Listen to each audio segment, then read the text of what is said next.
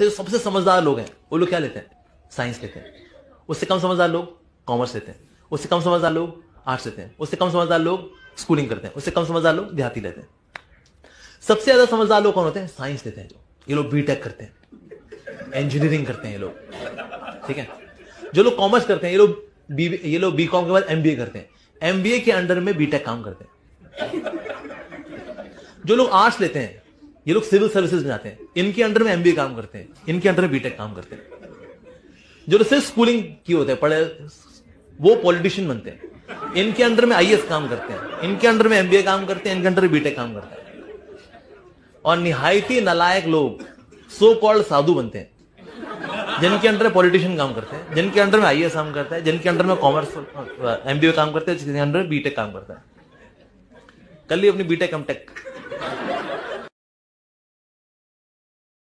आज हम अपने इस वीडियो के माध्यम से कक्षा 10वीं वर्ग भारती भवन बुक के चैप्टर 6 के अति लघुतरीय प्रश्न और लघुतरीय प्रश्नों के क्वेश्चन का सॉल्यूशन देने वाला हूं। इस वीडियो को देखने से पहले मेरे चैनल को सब्सक्राइब कर लें ताकि अगले वीडियो सबसे पहले आप तक पहुंचे। इस चैप्टर का नाम है ऊर्जा का स्रोत। ऊर्जा का स्रोत। तो देखिए, पहला क्वेश्चन है,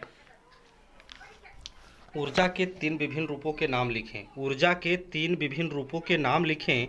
तो आंसर में देना है आपको दोस्तों रासायनिक ऊर्जा, विद्युत ऊर्जा और यांत्रिक ऊर्जा।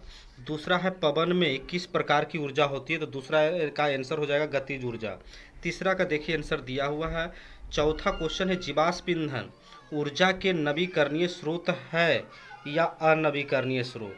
तो आपको दोस्तों देना है आंसर अनवीकरणीय, क्योंकि जिसका दोबारा उपयोग नहीं किया जा सकता है, वैसा ईंधन जिसका दोबारा उपयोग नहीं किया जा सकता वो अनवीकरणीय होता है, जिसका दोबारा उपयोग किया जाता है वो नवीकरणीय स्रोत होता है।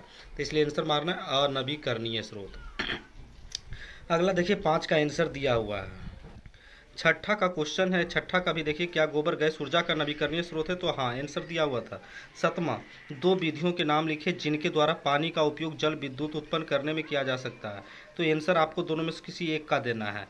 हाँ नहीं सॉरी, दोनों देना है। ज्वार भाटा विधि लिख देना है आंसर, और दूसरा जल संयंत्र विधि। देखिए 8 है, जीवाश्म ईंधन की ऊर्जा का अंतिम स्रोत क्या है, तो आंसर हो जाएगा सूर्य।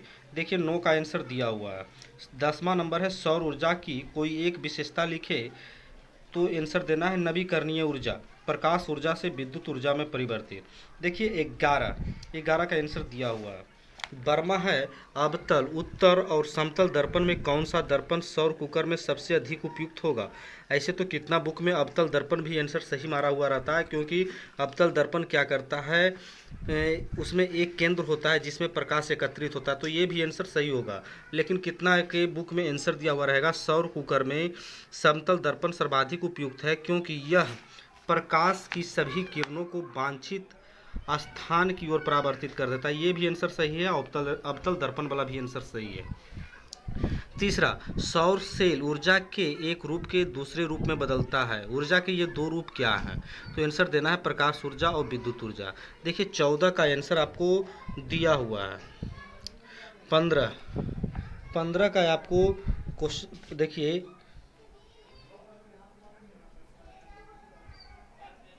15 का क्वेश्चन क्या है, ईंधन से ऊर्जा को किस प्रक्रिया द्वारा उत्पन्न किया जाता है, तो ईंधन के दहन द्वारा।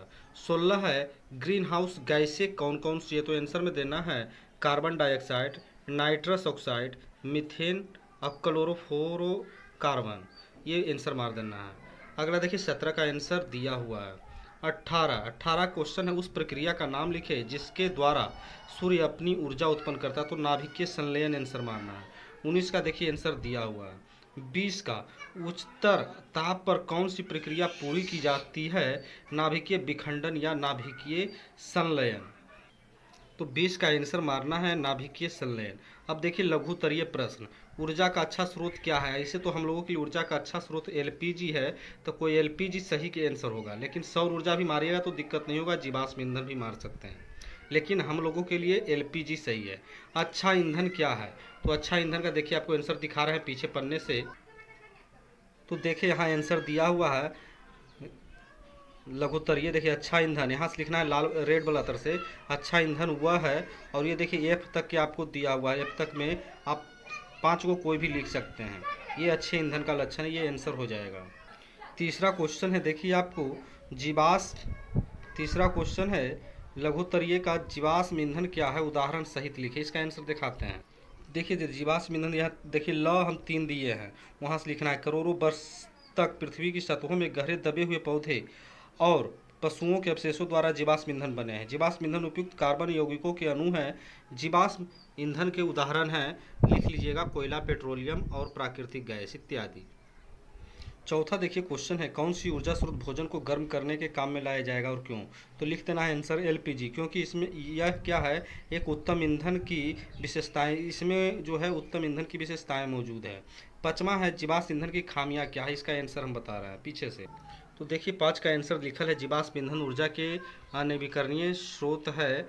यहाँ से आपको यहाँ तक लिख लेंगे, जाएंगे तक, देख लीजिए बढ़िया से।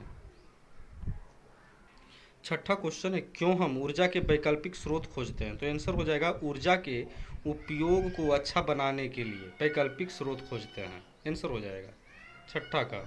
अब 7वां क्वेश्चन है पवन और जल से प्राप्त ऊर्जा के परंपरागत उपयोग में किस प्रकार की सुधार हमारी सुविधा के लिए किया गया है। देखिए 7वां का पहले ऊपर में हम लिख लेंगे, पवनों तथा जल ऊर्जा के लंबे समय से प्रयोग मानव द्वारा किया जा रहा है। वर्तमान में इनमें से कुछ सुधार किए गए हैं ताकि इनसे ऊर्जा की प्राप्ति सरलता और सहजता से सुगमता से हो। और यहाँ देखिए लिखल है सौर विकिरण द्वारा भूमि और जलाशय का असमान तापन वायुगति उत्पन्न करता है, जिस कारण पवन बहते हैं। पवन की इस गतिज ऊर्जा को उपयोग कार्य करने के लिए किया जा सकता है। ये आंसर आपको मार लेना, ऊपर ब्लू से जो लिखा हुआ है पेन से वो, उसके बाद यहाँ से लिख देना नीचे वाला भी, सौर विकिरण के द्वारा से भी। 8वां का देखिए आंसर दिया हुआ है। 9 है ऊर्जा जो महासागर से प्राप्त की जा सकती है की सीमाएं क्या है। तो देखिए 9 का आंसर यहाँ हम लिखे हैं ब्लू पेन से भी, महासागरों में अपार ऊर्जा की प्राप्ति हो सकती है, लेकिन सदा ऐसा संभव नहीं हो सकता क्योंकि महासागरों से ऊर्जा रूपांतरण की 3 विधियाँ हैं, ज्वारीय ऊर्जा, तरंग ऊर्जा और तापीय ऊर्जा। देखिए ज्वारीय ऊर्जा का जो हम ब्लू पेन से जो मारे हैं लाइनिंग दिए हैं वो वहाँ तक लिखना है, ज्वारीय ऊर्जा देता है। उसके बाद तरंग ऊर्जा, तरंग ऊर्जा में यहाँ ये वाला लिख लेना है जो हम लाइनिंग मारे हैं, देखिए लाइनिंग वाला तक ही लिखना है। अब फिर उसके बाद देखिए महासागर तापीय ऊर्जा में ये जो लाइनिंग मारे हैं लाइनिंग वाला तक वो लिख लेना है। ये आपका 9 का आंसर हो जाएगा। 10वां है भू ऊष्मीय ऊर्जा क्या है। तो 10वां का आंसर देखिए यहाँ लिखे हुए हैं, भूवैज्ञानिक से आपको यहाँ तक लिख लेना, उपयोग किया जा सकता है, यहाँ तक आपको आंसर लिख लेना है। अगर अभी तक आप मेरे चैनल को सब्सक्राइब नहीं किए तो चैनल को कृपया सब्सक्राइब कर लें। 11वां क्वेश्चन है नाभिकीय ऊर्जा के लाभ क्या हैं। तो देखिए 11वां का आंसर हम दिए हुए हैं, नाभिकीय ऊर्जा के क्या लाभ हैं। तो आंसर हो जाएगा पहला में उच्च ऊर्जा उत्पादन के लिए, कम प्रदूषण के लिए, अपेक्षाकृत कम लागत, और चौथा ऑप्शन है अस्थायी आधार ऊर्जा के रूप में। नाभिकीय ऊर्जा से यही 4 ऑप्शन में लाभ होता है।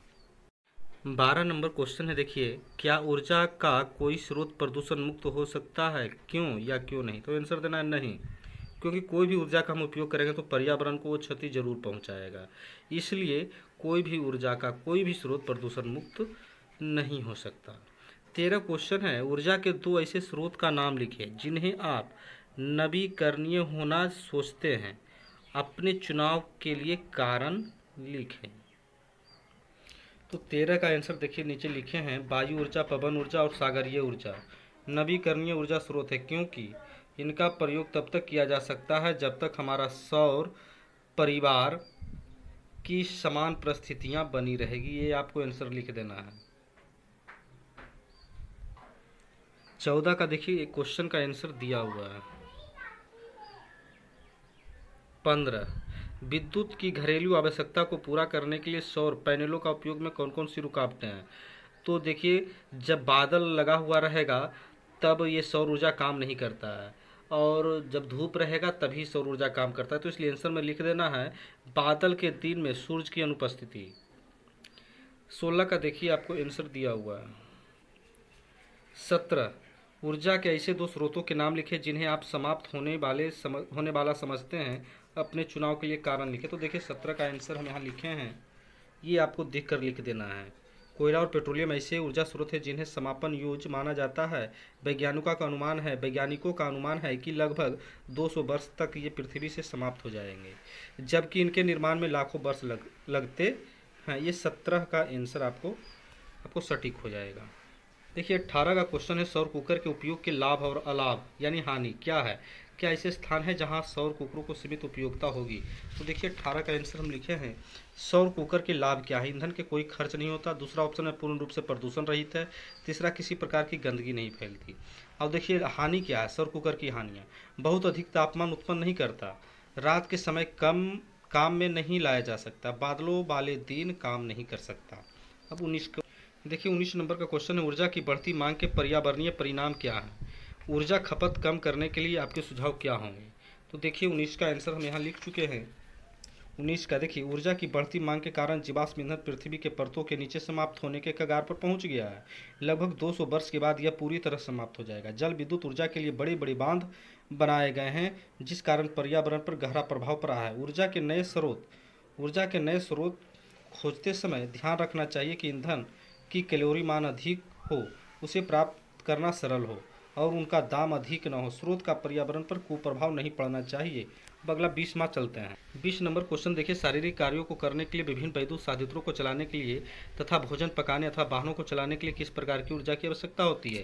तो इसका आंसर देखें, इसका आंसर लिखे हैं, शारीरिक कार्यों के लिए शारीरिक ऊर्जा, वैद्युत साधित्र के लिए वैद्युत ऊर्जा, भोजन पकाने के लिए ऊष्मा ऊर्जा तथा वाहन को चलाने के लिए यांत्रिक ऊर्जा की आवश्यकता होती है। अगर ये वीडियो आपको पसंद आया हो तो चैनल को सब्सक्राइब कर लें, क्योंकि अगले वीडियो में मैं मॉडल सेट की जानकारियाँ आप तक पहुंचाऊंगा।